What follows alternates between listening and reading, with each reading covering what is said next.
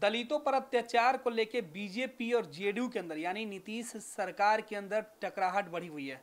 हमारे साथ आरजेडी के वरिष्ठ नेता पूर्व मंत्री श्याम रजक जी इनसे समझने की कोशिश करते हैं कि आखिर बीजेपी जिस तरीके से नीतीश सरकार पर यानी कि अपने ही सरकार पर सवाल उठा रही है दलितों को लेकर, क्या सच में बिहार के अंदर दलितों की सियासत एक बार फिर से तेज हो गई? रहनुमा बनने की कोशिश में बीजेपी जेडीयू की टकराहट आरजेडी को कितना नुकसान पहुंचाएगी? देखिए, सवाल नुकसान और लाभ का नहीं है। भारतीय जनता पार्टी अभी वही दलित दलित प्रेम उनका उछल रहा है, उबाल मार रहा है। मैं पूछना चाहता हूँ, बाबा साहब अम्बेडकर से लेकर ज्योतिराव फूले से लेकर करके और पेरियार साहब को लेकर के पेरियार रामास्वामी से लेकर करके तमाम जिन लोगों का आप नाम लीजिएगा, तमाम लोगों को किन लोगों ने प्रताड़ित करने का काम किया? वही मनुवादी, वही ब्राह्मणवादी व्यवस्था, वही आरएसएस के लोग। जब आरएसएस पैदा हुआ तो उस समय से भी अंबेडकर साहब को अपमानित, उनको करने का काम किया। इनमें आज दलित प्रेम कहाँ से उछल गया? जब गोलमेज सम्मेलन में डॉक्टर अंबेडकर ने इस सवाल को उठाया था कि पृथक निर्वाचन क्षेत्र हो दलितों के लिए, तो उस समय कौन लोग विरोध किया था? यही लोग थे जो आरएसएस के लोग। बराबर इन लोग दलितों के साथ, और आज इनको उमर रहा है इसलिए कि दलित को ये कल्याण नहीं बल्कि दलित को ये वोट की राजनीति मानते हैं। लेकिन दलित आज तक प्रताड़ित है, देश के 74 साल की आज़ादी के बाद भी, और 5000 वर्षों से गुलामी की ज़िंदगी जी रहा है। इस पर तो कभी सवाल नहीं उठाया, ये आज सवाल इनको उठ रहा है। और जाति के जब आरक्षण होता है सबसे ज़्यादा वही खिलाफ करते हैं।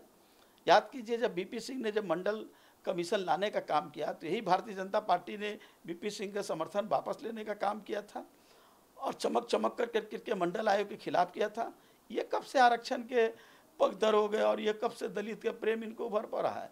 ये कुछ नहीं, ये दलित के प्रति इस तरह की बात करके लोगों को धूल झोंकने का काम कर रहे हैं। पहले बीजेपी के प्रदेश अध्यक्ष संजय जायसवाल सवाल उठाए और अब बिहार सरकार के मंत्री जनक चमार ने 2 पत्र लिखा है जो जिला अधिकारी को, और उन्होंने आरोप लगाया है कि जो दलित परिवार के लोग हैं उनका धर्म परिवर्तन कराया जा रहा है। भाई, धर्म परिवर्तन कोई नई बात नहीं है। धर्म परिवर्तन लोग आपस में समझौता करके करते हैं। बाबा साहब अम्बेडकर साहब ने हिंदू धर्म के प्रताड़ना के कारण बौद्ध धर्म में परिवर्तन करके बौद्ध धर्म स्वीकार किया था। तो मैं पूछना चाहता हूँ कि इन लोग बड़ी धर्म परिवर्तन की आज बात कर रहे हैं, लेकिन जो दलितों का जो दर्द है उसको दर्द ये क्यों नहीं उछलता है? क्यों नहीं दलितों के जो दुख है, उनके ज़मीन का सवाल है, शिक्षा का सवाल है। इनके बच्चे तो पढ़ते हैं प्राइवेट स्कूल में, वो दलित का बच्चा सरकारी स्कूल जहाँ ना कोई व्यवस्था है, ना गुणवत्तापूर्ण शिक्षा है, वो सिर्फ एमडीएम के कारण, पोशाक के कारण, साइकिल के कारण जाते हैं। लेकिन ड्रॉप आउट देख लीजिए दलितों का बस्ती में कि कितना है। दलितों का आवास नहीं मिल रहा है। सरकार तो योजना बनाती है, अंबेडकर साहब के नाम पर कभी संत रविदास के मंदिर में जा करके झाड़ू लगाने का काम करते हैं, लेकिन दलित का जो सही, बाबा साहब अम्बेडकर ने कहा था कि शिक्षित बनो, संगठित करो और संघर्ष करो, तो शिक्षा ही हमारी सबसे मूल धारणा है। तो शिक्षा के प्रति इन लोगों ने क्यों नहीं किया? ये पढ़ाते हैं, वहाँ पैसा लेते हैं, ये निजी स्कूलों को ज़्यादा प्रोत्साहित कर रहे हैं। अब तो हर चीज़ का निजीकरण हो रहा है, नौकरी में भी निजीकरण हो गया, लेटरल एंट्री का हो गया। अब यूपीएससी में जो हमारे लोग जो जाते थे, धीरे धीरे आरक्षण खत्म हो जाएगा। आरक्षण कानूनन रहेगा, लेकिन ऐसी व्यवस्था की जा रही है, लेटरल एंट्री का मामला हो या जुडिशियल सर्विस कमीशन न बना करके 400 परिवार के लोगों को ही जुडिशियल सर्विस में चीफ जस्टिस से लेकर के सब होंगे। उसी तरह से जो आज पृथक निर्वाचन की बात अंबेडकर साहब कहते थे, वो न कर करके बाद में अंबेडकर साहब को भी गांधी जी के प्रति जो दया आया, कस्तूरबा जी ने अपनी आंचल फैलाने का काम किया और पूना पैक्ट हुआ। पूना पैक्ट के बाद भी उन लोगों ने, दलितों ने, उन बड़े लोगों ने दलितों के प्रति न्याय नहीं किया, और जो दलित प्रतिनिधि जीत करके जाते हैं वो नहीं कर पाते हैं। जनक चमार जी, जनक राम जी हम सम्मान करते हैं, लेकिन कहीं उनके मन में जो दर्द है उस दर्द को उभाल करते हैं। उनको तो भारतीय जनता पार्टी का एमपी बनना है, भारतीय जनता पार्टी का एमएलए बनना है, भारतीय जनता पार्टी से मंत्री कोटा में बनना है। रियल में दलितों के लिए अगर दर्द है और दर्द को अगर उबालेंगे तो उनको भारतीय जनता पार्टी से कान पकड़ करके बाहर कर दिया जाएगा। वो अभी बात कर रहे हैं धर्म परिवर्तन के शादी का। कहाँ है ये धर्म परिवर्तन का? तो संविधान में है कि हम शादी करेंगे। शादी तो एक दूसरे के साथ समझौता का ही है, शादी कोई ये नहीं है, समझौता है। सुशील मोदी जी ने ईसाई धर्म के से शादी किया, उनको क्यों धर्म परिवर्तन करा दिया? उनकी पत्नी आर्य समाज से शादी किया, क्यों धर्म परिवर्तन करा दिया? शहनवाज हुसैन की पत्नी कौन है, वो किस धर्म की आती है, ये पूछना चाहिए। उनको धर्म परिवर्तन कैसे करा दिया? ऐसे एक नहीं अनेकों उदाहरण हैं, अनेकों उदाहरण है भारतीय जनता पार्टी के नेताओं का। तो वो धर्म परिवर्तन कराएं तो वो उत्तम हो। और कोई लोग अगर स्वेच्छा से अगर धर्म परिवर्तन करता है या अपना विवाह करता है तो उसको आप कह देते हैं कि धर्म परिवर्तन। धर्म परिवर्तन कुछ नहीं, ये सिर्फ वोट की राजनीति करना है। तो क्या लगता है कि बीजेपी और जेडीयू सरकार में फिर बीजेपी के मंत्री चिट्ठी लिखते हैं, बीजेपी के नेता सवाल उठाते हैं, नीतीश कुमार के सरकार के ऊपर सवाल उठाते हैं, तो क्या लगता है इन लोगों के बीच जो खींचतान है वो दिखावा है या फिर वोट को गोलबंद करने की कोशिश? ये सब कहा जाए कि ये आपसी नूरा कुश्ती है। अगर नीतीश कुमार जी दलितों की बात करते हैं, दलितों के मसीहा बंद, तो मैं बार बार कहता हूँ कि दलितों के प्रति जो योजना आप लाते हैं उस योजना को कार्यान्वयन दलितों के बीच क्यों नहीं होता है? क्यों नहीं उनकी शिक्षा में स्तर में सुधार हुआ? क्यों नहीं उनको गुणवत्ता शिक्षा मिलता है? वो सरकारी स्कूल में पढ़ाई नहीं होता है जहाँ शिक्षक नहीं है, जहाँ कई विषयों के शिक्षक नहीं है। उसी तरह से आज दलित उद्यमी योजना जब हमारे समय में माननीय मुख्यमंत्री जी के नेतृत्व में आया था, कितने दलितों को, उद्यमी लोगों को प्रोत्साहन मिला। आज भी अभी हमने देखा कि जो पैसा बजट से लोकेशन हुआ तो अति पिछड़ा के लिए 200 करोड़ और युवा और महिलाओं के लिए 200 करोड़।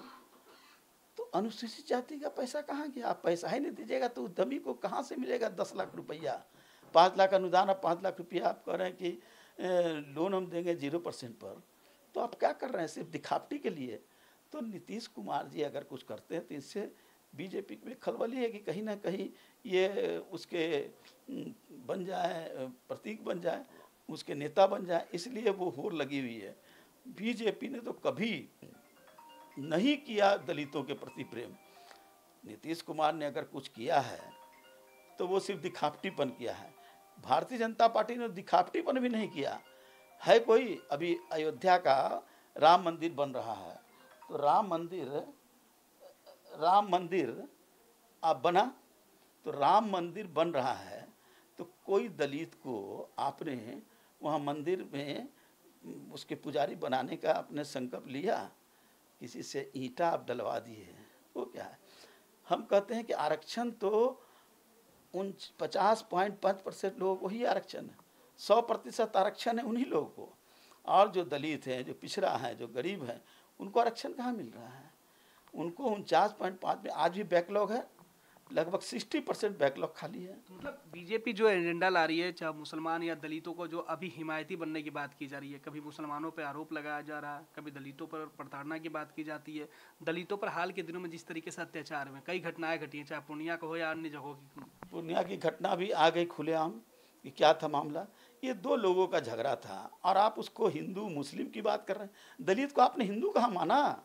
दलित को आपने हिंदू नहीं मानते हैं। दलित तो दलित है, वो तो दलित को आप सिर्फ यूज करना जानते हैं। दलित को आपने हिंदू नहीं माना। और दलित भी को भी मैं कहता हूँ कि आप हिंदू मत बनिए, आप बौद्धिस्ट हो जाइए। बाबा साहब अम्बेडकर ने प्रताड़ना सह करके बौद्धिस्ट स्वीकार करने का काम किया। हिंदू बन करके आप उसका वोट लेना चाहते हैं, लेकिन उनकी सुख सुविधा, उनके विकास, उनका शैक्षणिक स्तर ऊंचा करना नहीं चाहते हैं, नहीं करना चाहते हैं। आपके मन में कहीं ना कहीं नीयत में खोट है। नीतियाँ बनती है सरकार की, लेकिन नीयत साफ नहीं रहेगा। बाबा साहब अम्बेडकर ने भी जब संविधान की रचना की थी और संविधान जब पेश किया था संसद में, तो उन्होंने कहा था कि मैंने तो संविधान में सारे कुछ लिख दिया, लेकिन सरकार चलाने वालों पर निर्भर करेगा कि उनकी नीयत कितनी साफ है। और आज संविधान पर चोट पहुंच रहा है, आरक्षण पर चोट पहुंच रहा है, प्रताड़ना पर हो रहा है। अगर बड़ी उनको तरफ है भारतीय जनता पार्टी को, तो दलितों के मामला, अनुसूचित जाति जनजाति के जो मामला है उसको 9 शेड्यूल में लाने की वकालत कब से कही जा रही है? 2 अप्रैल 3 साल हो गए। उसी समय सरकार ने, जब हम लोग आंदोलन किए थे, तो भारत सरकार ने कहा था और राज्य सरकार ने भी कहा था कि हम प्रेशर दे करके और इसको 9 शेड्यूल में लाने का काम करेंगे। नीतीश कुमार जी ने कहा था। और भारतीय जनता पार्टी के जो आज सर्वे सर्वा हैं प्रधानमंत्री, उन्होंने कहा था 9 शेड्यूल में नहीं आया। आपने एक अध्यादेश ला दिया, लेकिन अध्यादेश का अर्थ क्या होता है? कब तक रहेगा? कोई दिन ऐसा आएगा कि आप उसको भी खत्म कर देंगे। लेकिन नीतीश और बीजेपी के बीच जो दिख रहा है उसको आप कैसे देख रहे हैं? क्या ये आपके लिए नुकसानदेह होगा कि क्योंकि मेरे लिए कोई नुकसान नहीं है।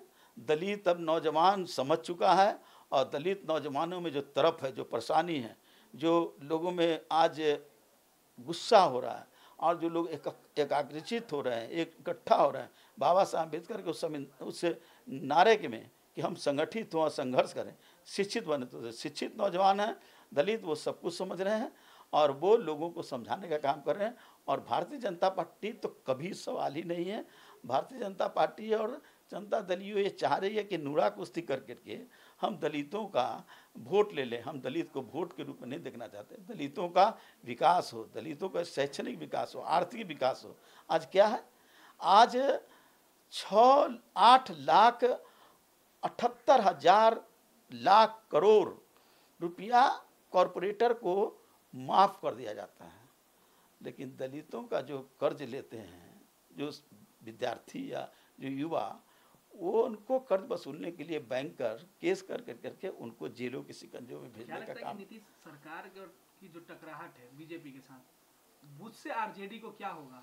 नुकसान है या फायदा है? आरजेडी को कोई नुकसान नहीं है। दलित वोट के अगर रूप में देखेंगे, मैं वोट के रूप में नहीं देखना चाहता हूं, लेकिन आपने जो सवाल किया उस पर मैं कहना था, वोट के रूप में देखना चाहेंगे तो दलित जग चुका है और वो किसी भ्रम में अब आने वाला नहीं है। और इसका आपने देख लिया बंगाल में भी और देखेंगे यूपी में भी।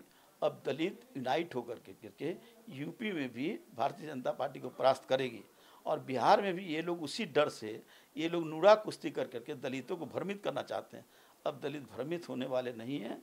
ये लोग सोचते हैं कि उधर वोट हो जाए, उधर वोट हो जाए, और दूसरे जो दलितों के असली हितैषी हैं, दलितों की असली बात करने वाले लोग हैं, उनको दरकिनार कर दिया जाए। अब वो सवाल नहीं है। अब वो इनका कितना भी नूरा कुश्ती कर ले, इनका अब पट्टा छेप हो चुका है। अब इनको कुछ होने वाला नहीं है।